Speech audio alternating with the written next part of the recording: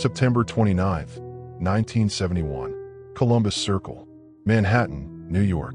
Rain fell softly on the pavement as the lunchtime crowd moved through the busy streets of Midtown. Businessmen hurried past taxicabs.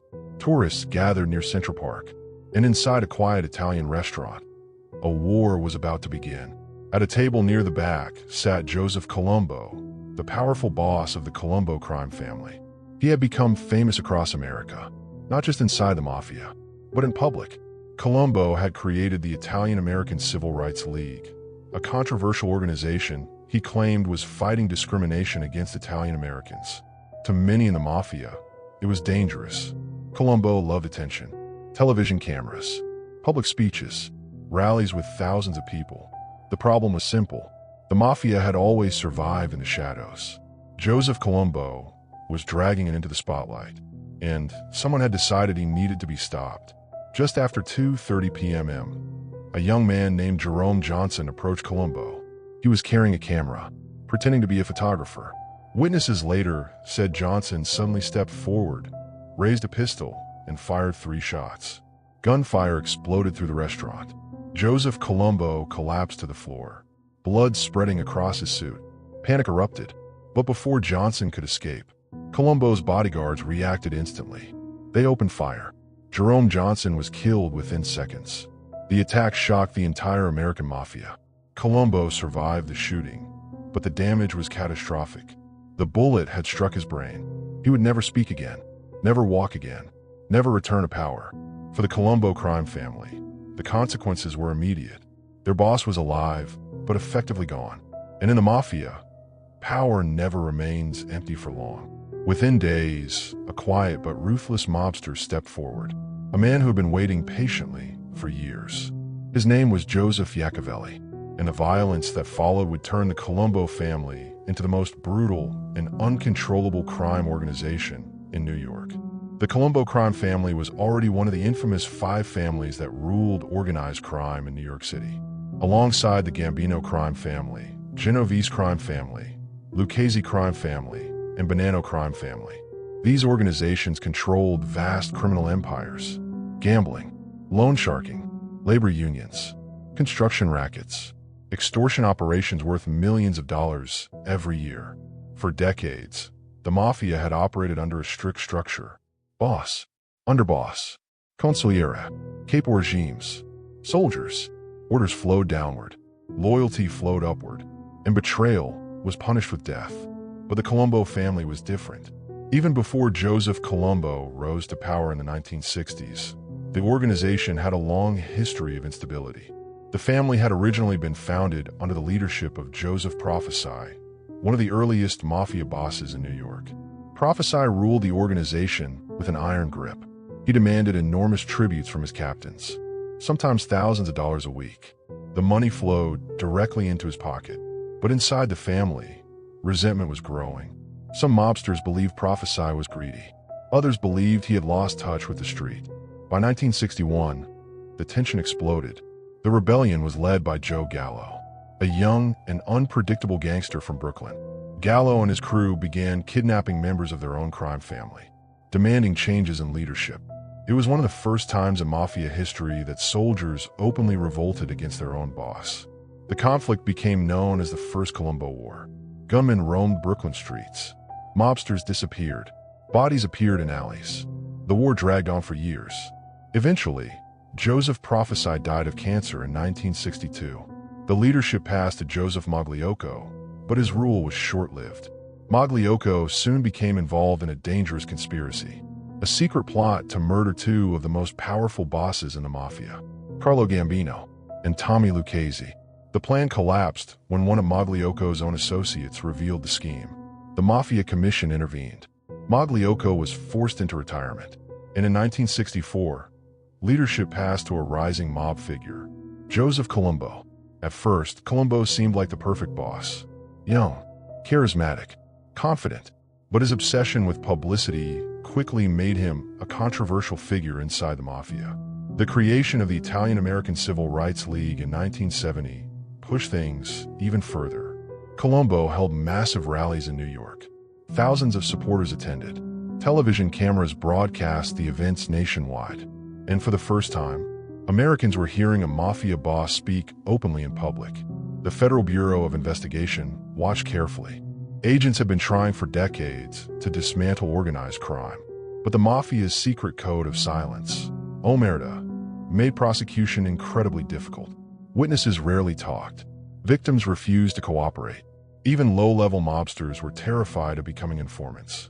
Now suddenly, Joseph Colombo was placing the mafia under a national spotlight. Some mob bosses believed his actions were reckless. Others believed he was helping the FBI, whether intentional or not. The attack on Colombo in 1971 raised immediate questions. Who ordered the shooting? Was it retaliation from Joe Gallo's crew? Was it an internal mafia hit? Or something even more complicated? Investigators struggled to find answers. Jerome Johnson, the gunman, was dead. The only man who might have explained the attack. Joseph Colombo himself.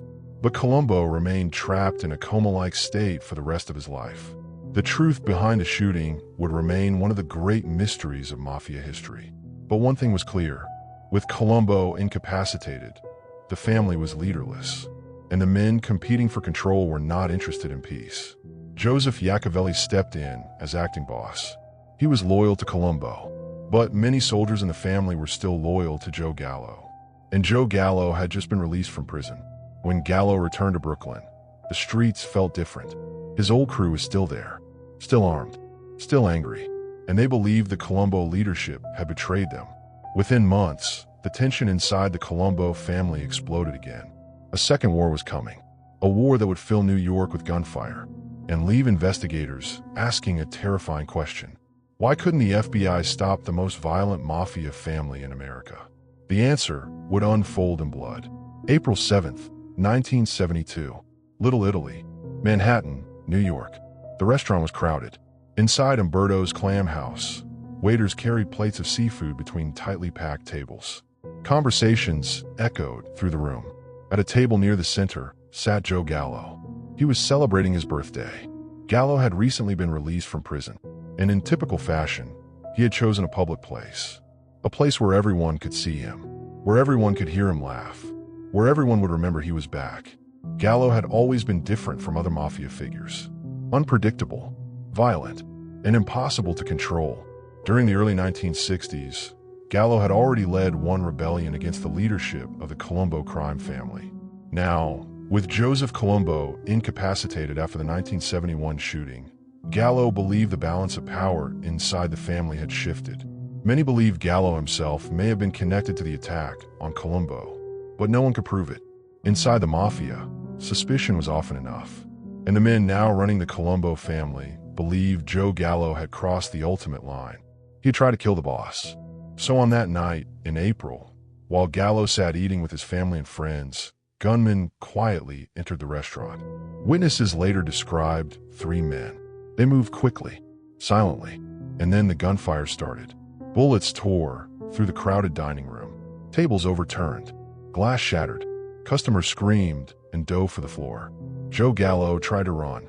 He staggered toward the door, but the gunman kept firing. Moments later, he collapsed outside the restaurant, bleeding heavily onto the sidewalk. Joe Gallo died minutes later in the street. The assassination of Gallo ignited the conflict that historians now call the Second Colombo War. And suddenly, New York City was witnessing something rare, an open mafia civil war. Inside the Colombo organization, acting boss Joseph Iacovelli tried to maintain control, but the situation was spiraling. Joe Gallo's loyalists were furious. They blamed the Colombo leadership for the murder, and they began retaliating almost immediately. Gun attacks erupted across Brooklyn, drive-by shootings, car bombings, ambushes outside social clubs. Mobsters who had once shared drinks together were now hunting each other. The violence quickly became impossible to hide. In a normal mafia conflict, murders were quiet, calculated, discreet. But this war was chaotic. Bullets were flying in public streets. Witnesses were everywhere. Police sirens echoed across Brooklyn almost every night. One of the most dangerous figures during this period was Carmine Persico, known on the streets as the Snake. Persico had already built a reputation as one of the toughest mobsters in the Colombo family. Born in Brooklyn in 1933, he had joined the mafia at a young age. By the 1960s, Persico was already rising through the ranks. He was known for two qualities that made him valuable during a mob war: loyalty and ruthlessness. Persico aligned himself with the Colombo leadership, and during the war, he became one of its most aggressive commanders. His crew hunted Gallo loyalists across Brooklyn. Shootings became routine. In one incident, gunmen fired into a car carrying Colombo soldiers in the borough of Brooklyn. In another, a Colombo associate was ambushed outside a nightclub. The war was escalating, and the Federal Bureau of Investigation was watching closely. For decades, federal agents had struggled to prosecute mafia leaders. The biggest obstacle was silence. Mobsters rarely cooperated with investigators. But now the Colombo family was killing each other in the streets. The FBI began increasing surveillance. Agents followed suspected mob figures. Wiretaps were placed on telephones. Undercover investigators monitored meetings inside social clubs. But the violence kept growing. Between 1971 and 1973, more than a dozen people connected to the Colombo family were murdered. Others simply vanished. Many of the killings were never solved. Even the police struggled to keep track of the alliances. Some Colombo members supported Machiavelli. Others secretly supported the remnants of Joe Gallo's crew. Friendships changed overnight, and paranoia began spreading throughout the entire mafia network. Other crime families were watching the chaos carefully. The leaders of the Gambino crime family, the Genovese crime family, and the Lucchese crime family understood something dangerous was happening. The Colombo War was drawing enormous attention from law enforcement. The last thing the Mafia Commission wanted was a public bloodbath in New York. Behind closed doors, powerful bosses began pressuring the Colombo leadership to end the violence. But that was easier said than done, because inside the Colombo family, the war had become personal. Loyalty demanded revenge, and revenge demanded blood.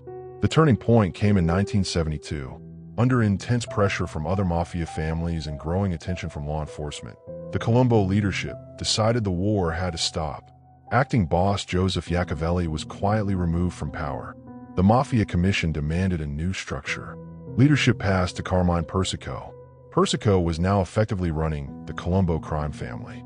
He had survived the war, and he had proven himself willing to do whatever was necessary to protect the organization. But the war had already changed everything. The Colombo family had developed a reputation for extreme violence. Even by mafia standards, the FBI began focusing heavily on Persico. Agents believed he had personally directed several murders during the conflict. But once again, proving it was another matter. The mafia code of silence remained strong. Witnesses refused to talk. Evidence disappeared. Cases collapsed in court. And Persico continued building power. During the 1970s and early 1980s, the Colombo family returned to its criminal operations. Labor union rackets, construction industry extortion, illegal gambling networks, loan sharking operations. Millions of dollars flowed through the organization. But the FBI never forgot the lessons of the Colombo War. The violence had revealed something important. The Colombo family was unpredictable, dangerous, and capable of internal conflict unlike any other mafia organization in America. And as federal investigators began developing new strategies to fight organized crime, they were preparing something that could finally threaten the mafia itself. A legal weapon that would change everything. The Racketeer Influenced and Corrupt Organizations Act, the law known simply as RICO. For the first time in history, federal prosecutors will be able to charge entire criminal organizations, not just individual mobsters. And the Colombo family would soon become one of the biggest targets in the country.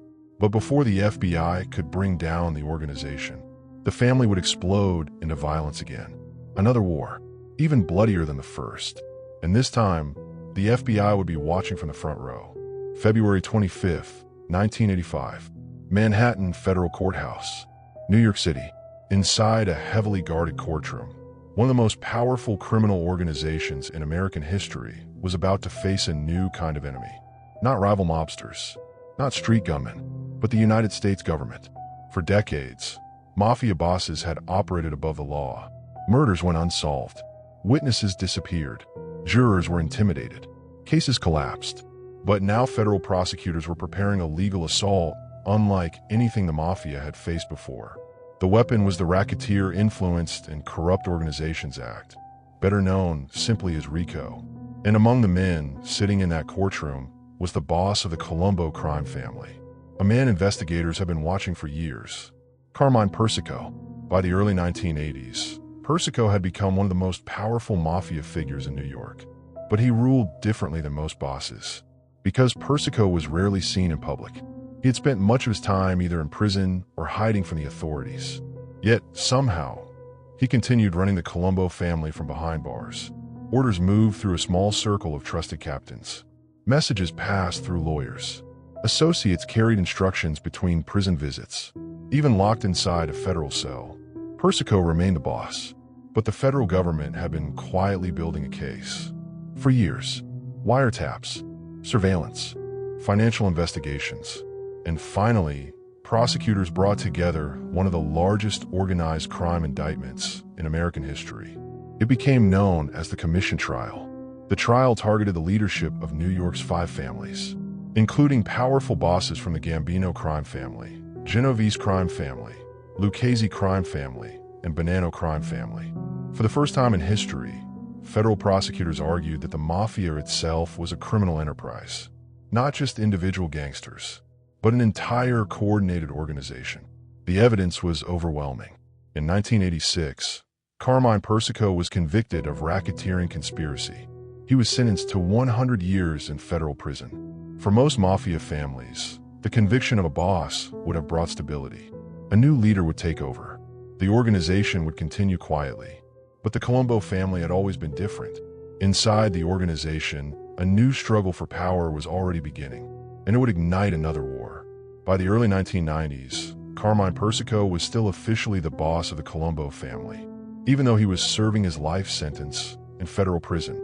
From behind bars, Persico attempted to control the family through loyalists. One of his closest allies was Victor Orena. Orena had been appointed acting boss. His job was simple: run the family while Persico remained imprisoned. But power inside the mafia has a way of changing people. As time passed, investigators began hearing rumors. Rumors that Victor Orena no longer intended to step aside. Rumors that he wanted the boss position permanently. To Persico loyalists, that was betrayal. Inside the Colombo family, 2 factions began forming. One group supported Persico, the other supported Orena. At first, the tension remained quiet. But in 1991, the conflict exploded. Gunmen began appearing outside Colombo's social clubs. Armed escorts followed suspected rivals. Mobsters started carrying weapons again. And the streets of Brooklyn began hearing gunfire. The conflict became known as the Third Colombo War. Unlike earlier mafia wars, this one unfolded in full view of the public. Shootings happened in broad daylight, in busy neighborhoods, in front of witnesses. The violence shocked law enforcement, and it shocked other mafia families. Because by the 1990s, organized crime had become more cautious. Most mob leaders wanted to avoid attention. The Colombo family seemed unable to stop itself. Between 1991 and 1993, more than a dozen mobsters were murdered.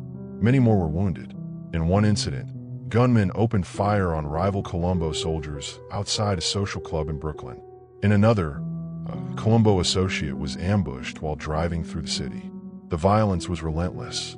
Even worse, the war created the exact opportunity the FBI had been waiting for. The Federal Bureau of Investigation flooded the area with agents.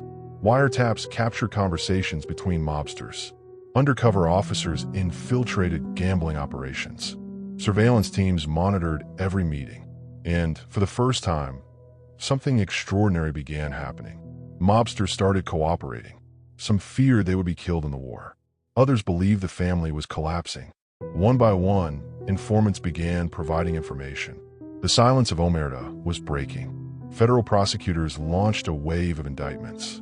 Dozens of Colombo members were arrested, including leaders from both factions. Victor Orena himself was eventually convicted of racketeering and murder charges. He was sentenced to life in prison. The war finally ended not because one side won, but because law enforcement had dismantled both sides. By the mid-1990s, the Colombo crime family was barely recognizable. The wars had destroyed its leadership. Its captains were imprisoned. Its soldiers were dead or cooperating with investigators. The family that had once ruled parts of New York's underworld had nearly destroyed itself. Even from prison, Carmine Persico tried to maintain authority, but the power of the Colombo organization had been permanently weakened. Other mafia families in New York slowly filled the vacuum, and law enforcement continued tightening its grip on organized crime. Persico himself remained in federal prison for the rest of his life. In March 2019, after more than 3 decades behind bars, Carmine Persico died at the age of 85. His story ended the same way many mafia stories do, not in a dramatic shootout, but inside a prison cell. Today, historians and investigators often point to the Colombo crime family when explaining one of the greatest paradoxes in mafia history: why the Federal Bureau of Investigation struggled for decades to stop organized crime. The answer wasn't always secrecy, or loyalty, or even fear. Sometimes, the greatest threat to the mafia came from within. The Colombo family was consumed by its own violence. 3 internal wars, dozens of murders, endless betrayals. In the end, the organization didn't collapse because of a single investigation. It collapsed because its own members turned on each other. Because in the world of organized crime, power is temporary, loyalty is fragile, and every mafia family lives by the same brutal rule: the moment you show weakness, someone else is already planning your funeral.